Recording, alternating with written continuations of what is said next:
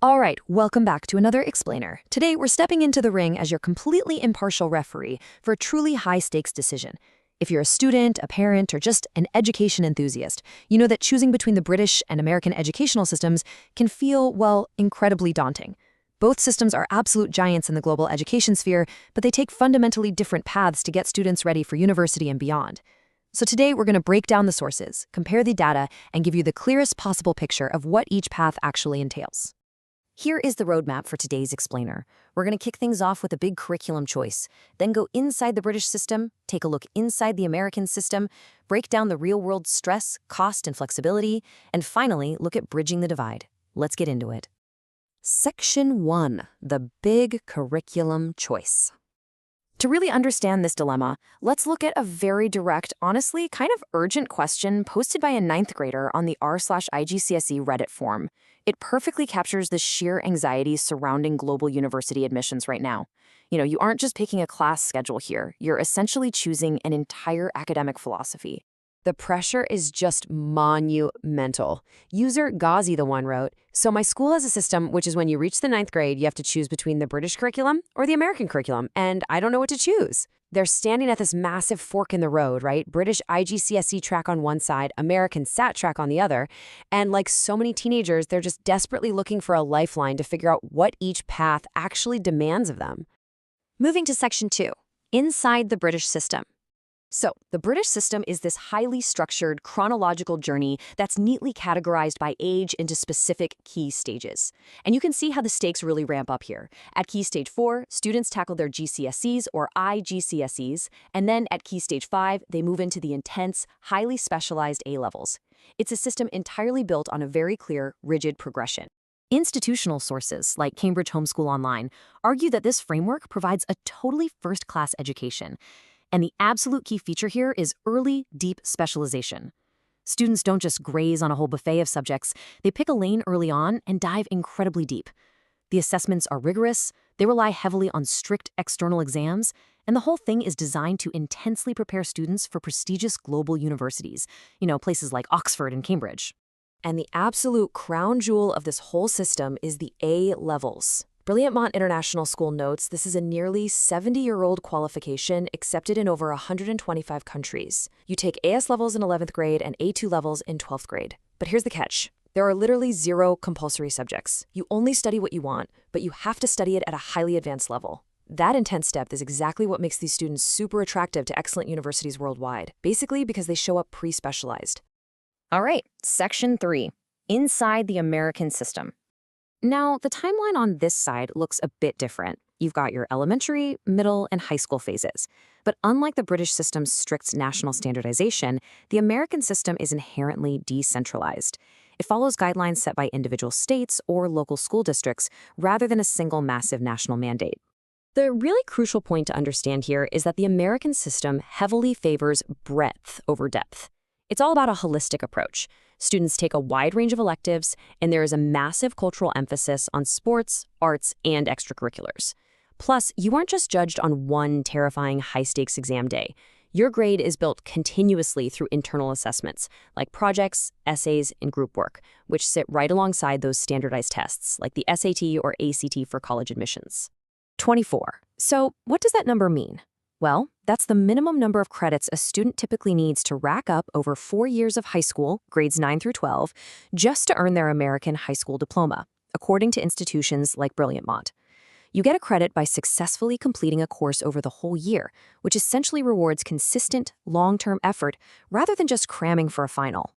Okay, Section 4, stress, cost, and flexibility. Let's look at the real-world trade-offs. Looking at the data from Cambridge Homeschool Online, a really fundamental divergence pops up. On the British side, you're looking at a high depth of knowledge, but also incredibly high pressure because of those rigorous assessments. Now flip to the American side. Moderate depths, moderate pressure, but high flexibility and a much broader education. It's the classic trade-off, right? Intense specialization versus holistic adaptability. And this brings us to the unfiltered reality. This raw feedback from Reddit user BusinessJackfruit1110 gives us a massive reality check. They point out that taking 5 to 8 IGCSE subjects requires just immense time management and stress tolerance. Plus, as they humorously, but let's be real, painfully note, the exams cost both of your kidneys. The external exam fees are notoriously expensive, and because of the syllabus is so demanding, families very often have to shell out even more money for private tutors. So when we distill the institutional claims and combine them with actual student experiences, here is the ultimate head-to-head weigh-in.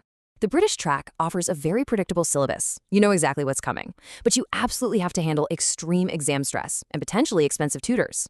The American track, especially when prepping for SATs, might offer an easier daily course load, maybe just intensely focusing on math and English for the test. But the syllabus is wide open, and the academic standards can vary wildly from one school to the next. Now, as an impartial explainer, it's absolutely vital to point out that neither system is flawless. Cambridge Homeschool Online might boldly declare the British system the winner, but even they clearly acknowledge the high-pressure environment it creates. Meanwhile, the American system definitely struggles with inconsistent standards because it lacks that national centralization. Ultimately, your choice depends entirely on how a specific student handles pressure, independent learning, and exam environments. Which brings us to Section 5, Bridging the Divide. Education is becoming increasingly globalized. Universities know this, and assessment boards definitely know this. So behind the scenes, institutions are actively working to map these two curriculums together. Let's look at some fascinating proof directly from the University of Cambridge International Examinations. In an official document, Cambridge has explicitly mapped its IGCSE First Language English syllabus directly onto the American Common Core state standards for grades 9 and 10. They are literally drawing lines to connect their British assessments right to American expectations. For instance, standard number 2 of the American Common Core requires students to determine a central theme of a text. And right next to it, Cambridge shows that their IGCSE Assessment Objective 1, Reading Standard 3, requires students to identify main and subordinate topics. So whether a student is sitting in a classroom in Chicago or London, the foundational educational outcomes, the actual tangible skills being built in their brain, are fundamentally the exact same. And because these underlying skills align so well, innovative schools are now creating hybrid models. Institutions like Brilliantmont allow students to mix both curriculums. So a student to pursue the broad American high school diploma, but selectively take hyper-focused British A-level classes. And why does that matter? Because students can actually weaponize the academic depth of A-levels to earn U.S. university credit, potentially skipping their entire first year of an American college. It is honestly the ultimate global education hack. So while some specific institutions will confidently claim that their preferred system is the ultimate best, the reality we've explored today tells a very different story. The data clearly shows there is no objective, universal winner. It is entirely about matching the educational environment to the specific learner's personality, their goals, and their resilience. So I'll leave you with this final thought to ponder as you navigate this choice. Does your child thrive in an environment of highly structured, specialized depth? Or do they need the flexible breadth of continuous assessment to truly succeed? Look at the student, not just the syllabus. Thanks so much for joining me for this explainer. I hope it helped clear things up. Keep observing, keep analyzing, and always keep asking the big questions.